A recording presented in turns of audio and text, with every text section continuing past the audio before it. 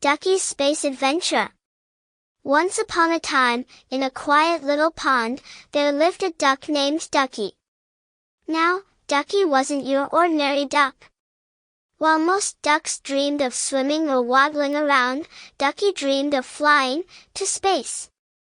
Every night, Ducky would look up at the stars and say, "One day, I'm going to be the first duck on the moon." The other ducks would quack with laughter. "Oh, Ducky, you can barely fly to the top of the tree. How will you get to space?" But Ducky didn't mind. He had a plan.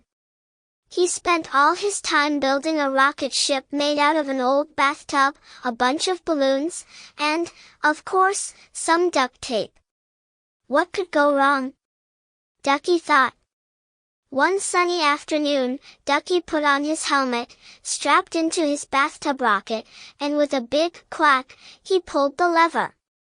The balloons popped, the bathtub rattled, and before Ducky knew it, whoosh, he was flying through the clouds, headed straight for space. As Ducky floated into the starry sky, he couldn't believe his feathers. "I'm flying. I'm really flying." He flapped his wings just for fun, though it didn't help much in the vacuum of space. Ducky zipped past the moon, waved to the stars, and even quacked at a few aliens. The aliens waved back with all 8 of their arms and shouted, "Welcome, Ducky.